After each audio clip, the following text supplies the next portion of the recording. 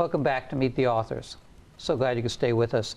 For this segment, we are honored to have a marvelous writer, a person who's put out these great stories that will touch your heart, and as well as a snake charmer. So this is going to be a lot of fun.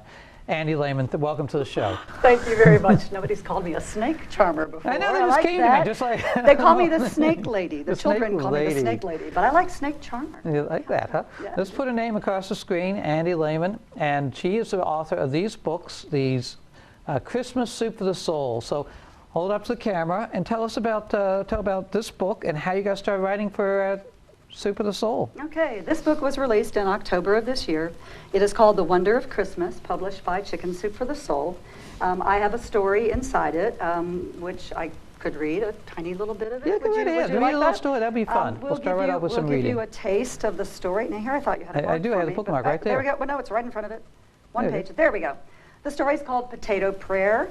The quote at the beginning is, "How beautiful a day can be when kindness touches it." And indeed, a special angel touched me with kindness. You'll have to read the book to find out how, but I'll give you a sneak peek. I thanked my brother for his Christmas Eve hospitality and hugged him before I stepped into the drizzly darkness. "Will we see you tomorrow?" I asked. "I'll be there," my brother said between coughs. "I can't wait for some scalloped potatoes."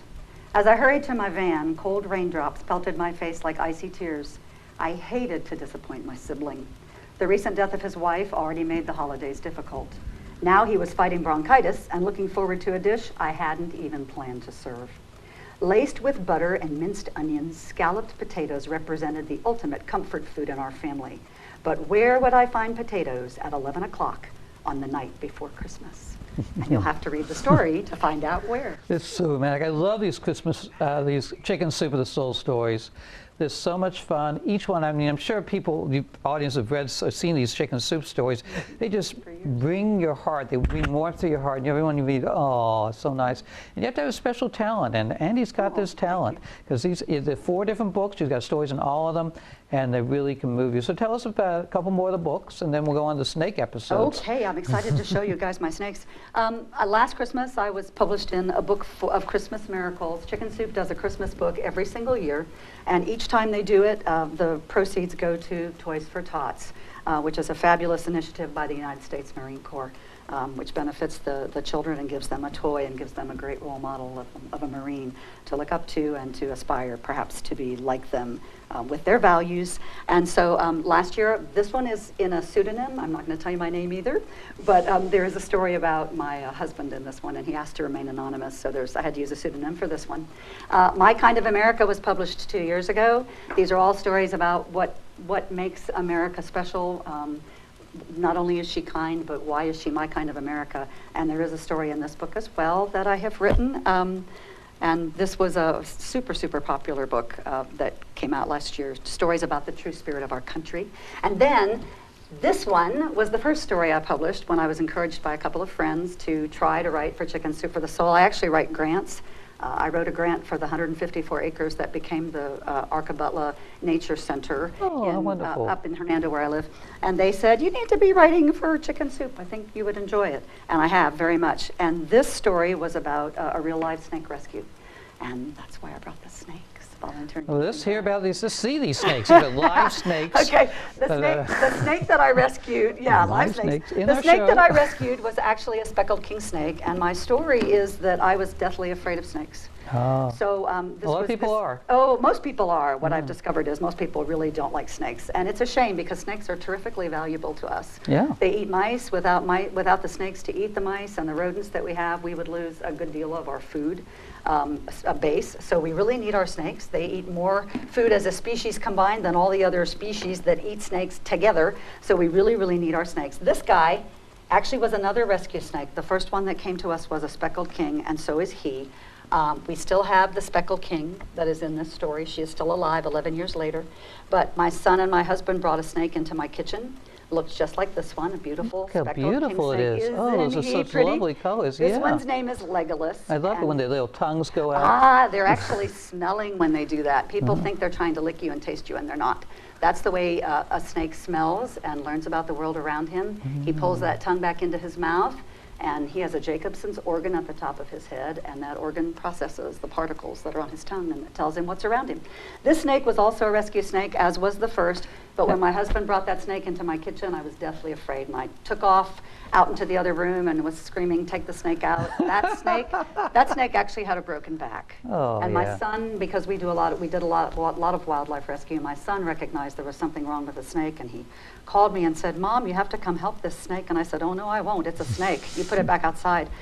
But he convinced me, and he actually rehabbed the snake. That's one wonderful. of the I've written a series of children's stories, and one of them is about my son actually rescuing the speckled Oh, well, king. you have a series of children's stories. Yeah, So I do. I love that's writing good. for children. Now this guy, look at, you can see where he has had to have stitches. He got chewed up by dogs. Oh, so it's rescued from a dog attack. He was huh? rescued from a dog attack, but this was maybe the third or fourth snake that we acquired for education purposes. I love the way they feel. They don't feel like what you think. What does he feel No. like? Tell us.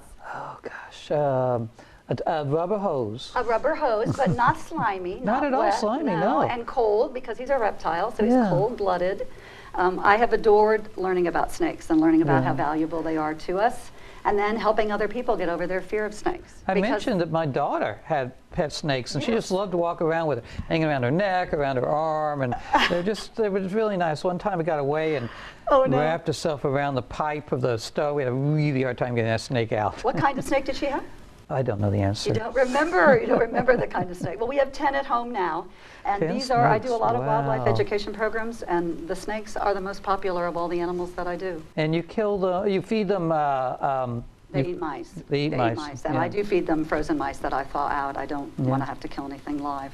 So, but yeah, the snakes. This has sort of defined my life. The snakes. I like that. And who thought? Because I was so deathly afraid of snakes. I got bitten when I was pregnant with my daughter. You get bitten by a snake? A snake, oh yeah, and I was 7 months pregnant with my daughter, and I Ah. thought I was going to die and she was going to die. And Was it a poison, a it was venomous snake? No, it was not. But Yeah. at the time, I did not know how to tell Yeah. a venomous snake from a non-venomous I'm snake. just so. going to tell a little story. Sure. When I was younger, I was an emergency room doctor in a little town called Alice, Texas, next to a town called Freer, which bills itself as the rattlesnake capital of the world. Yes, And I've every heard year about they have a rattlesnake roundup. So I was a doctor there, and every year we got people bitten by rattlesnakes. Well, they were rounding up. They'd leave them alone. So it was and, really you know. good at telling the difference between a poisonous and a not poisonous Right, snake. a venomous and a not venomous snake, absolutely. And I didn't know the difference, so I thought I'd been bitten by something terrible. Yeah. They tell you it's by the shape of the head, and it's not. It's actually by the eye in the southeastern United States. You can tell by the shape Yeah. of the pupil. Yeah, the So- poisonous snakes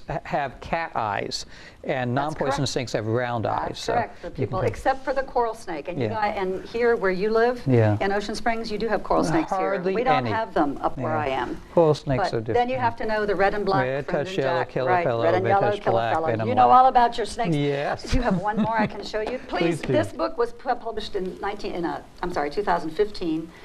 The story in here is called Snake Lady, but it was more about a snake teacher because the snakes themselves taught me. How many minutes? Claire? All right. How many? Yeah. Okay, I'm trying to get one more out. Take your time. I You got told you plenty this of was time. Legolas. A lot of my snakes are named after Lord of the Rings characters. I like that. We're now going to get out this little guy, and this was a gift last Valentine's Day from my Oh. daughter and my husband. Look how beautiful We it got him is. when he was a Look at the tiny yellow little stripes. baby. Can you see? I don't know if you can zoom up. Can you zoom on this or Can no? you zoom on him? He's No, an all right. albino striped king snake. And he's And he has albino. red eyes. He's lovely, and I Oh, bought. look at those red eyes. Yep, and we bought him strictly as And an his education tongue's red, snake. too. Oh yes, he has a beautiful red tongue. Because he has no black color. No, wow. yep, no coloring, but he's just lovely, and he's still a baby. He's still learning how to be a good education snake. So you take these snakes to classrooms and such? Oh yeah, we go to schools, we go to libraries. I do Boy Scouts and Girl Scouts. Oh, and, wonderful. yeah, I really adore it. It's become a passion, and who would have thought for somebody who was as afraid of snakes as I was. Yeah. Here I am. So you never say never. You don't know what. And now you're writing stories about the I snakes. have. I did. Well, that was the first one I wrote for Chicken Soup, and now I've written several about different things. So you have these books I do. that you have stories. And what else do you have published? These are the only the stories that I have published in this format. I am working on a series of children's books that I told you. Yeah. The first one is actually about the snake that we rescued, named Schmitty. And I do not have a publisher yet. I'm working on that as we great. speak. So, and I also write grants for people. What I do is, if you need writing of any kind, from a business perspective, people hire me to do that. Well, put up her email, website. There we go. So if you need someone to help you write a grant, or you want to get somebody to present snakes to your class. Happy to do that. Happy to do that. Because it is really important. Because I travel. so many people are afraid of snakes, They and are. they're so good. And if you can just realize, get over that fear, you can really make the world a better place. Yes, so this you will be can. good for you. You can. And they're beautiful. They're like butterflies and birds. Really, really gorgeous. Lots of different designs. All right. So we're going to wrap it up. Okay. We'll put your snakes down. Yep, and I will we're put her down. so glad that you're able to come in and present your snakes and your books. Thank you. Andy, it's a Thank pleasure you for to have having me. It was so nice to Thanks be for here. coming here. Thank you. Yep. So thank you for having us in your home and enjoy, and for Meet the Authors. If you want to sponsor Meet the Authors, you can put it on my website. You can reach me through my website or through my email and be a sponsor, make a commercial for you. Or if you want to come on the show, contact me and we'd love to have you.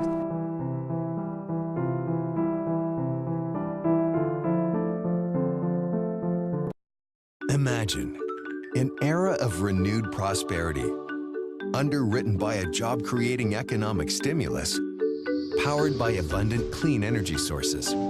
America's clean energy sector already employs more people than the oil and gas fields. So imagine the jobs that would be created if we got serious.